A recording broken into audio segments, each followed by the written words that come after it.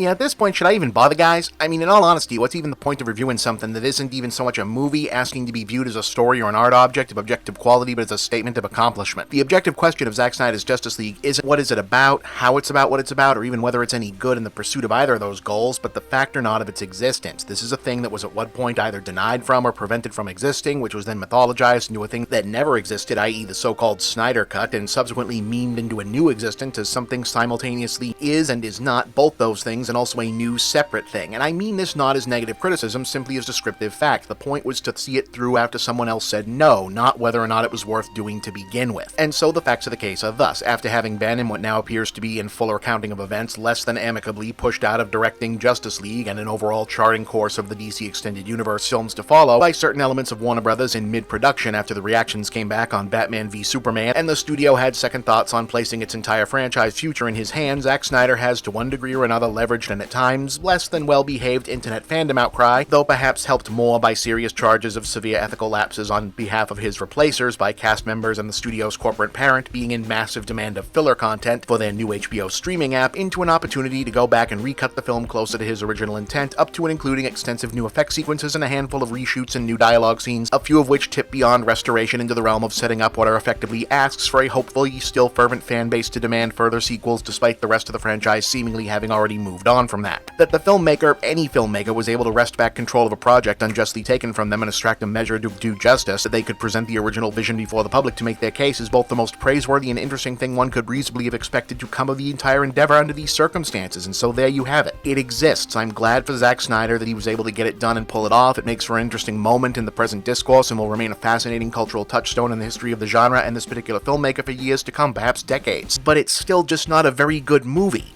Sorry? After the way I've behaved, I don't deserve to win.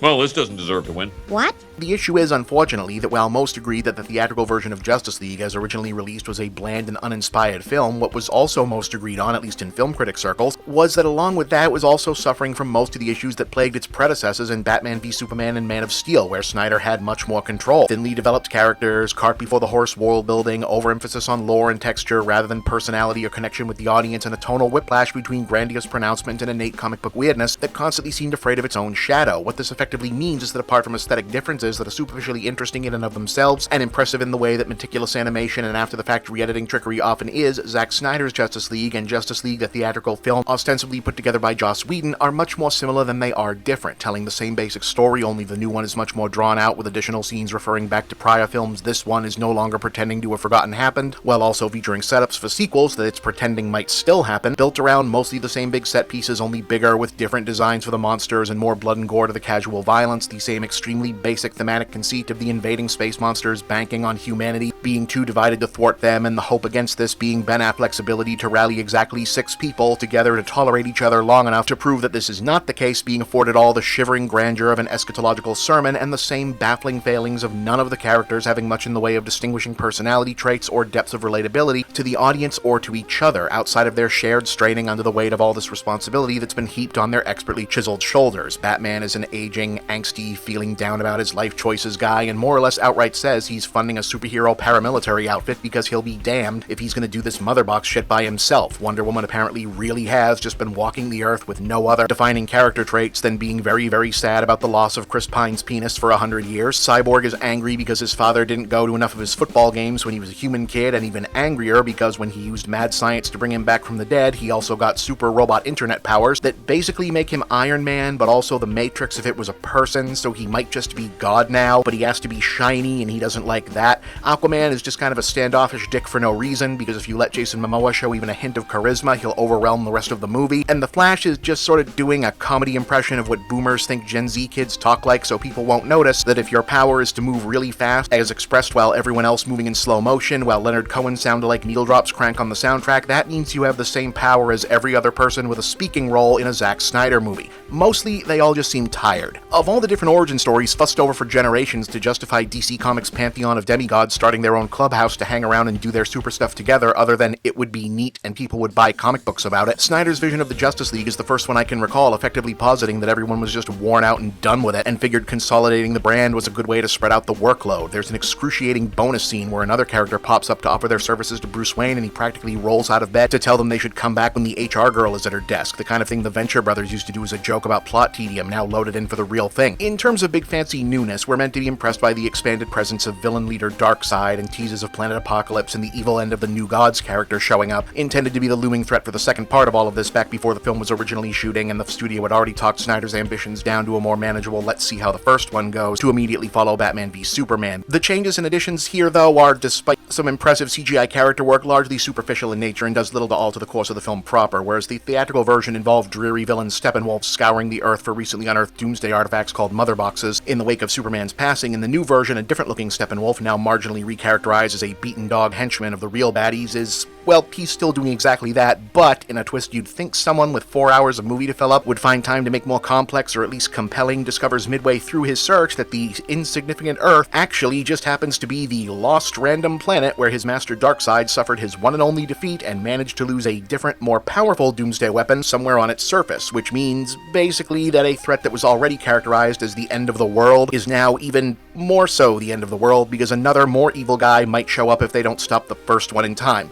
Oh, and we also get another post-apocalypse nightmare vision from Batman, but this time with a cameo for Jared Leto's Joker that, for whatever reason, occurs after the threat of all that is presumably eliminated and does basically nothing but give Leto an excuse to be in the movie. As said, I remain unclear what takeaway anyone was expected to have here other than, well, this certainly exists. There have been instances in the past, and will certainly be instances in the future, which I can, in fairness, imagine this can only help with, of studios wresting control of a production away from its director under dubious circumstances, and where getting to see the alternate version yielded not only the justice of seeing a vision realized, but also the triumph in the face of why changes were made in the first place. Films have been taken and recut to serve studio politics, to neuter a message or meaning intended by the filmmaker, or to punish a specific performer by removing their screen time because some technique or stylistic choice was considered too radical or unusual. Here now, if we take Zack Snyder's Justice League as representative of what his final word on the subject would have been, it doesn't look as though there was anything quite that substantive at play at either end. Whatever else might have transpired between filmmaker, studio, or cast, apart from the gore and some F-bombs and general length, both versions of the film are empty, joyless slogs with flat, uninteresting characters, whose jokes aren't funny in the Whedon version and whose dour Wagnerian grumblings have no weight in the Snyder version. It doesn't look like the studio was looking to erase anything other than their own bad decision-making in hiring Snyder in the first place, because he simply wasn't suited for the material and they realized they'd made a mistake, which isn't his fault, but also isn't really a scandal. It's the way it went down that's the scandal. A story that's forgettable and then cut to an airless breeze is an anesthetizing bludgeon at the length and pace of a miniseries, and while Snyder's undeniably greater skill as a visual stylist and action director compared to Whedon are inarguable, it's all in the service of not much when you don't care who's fighting and why.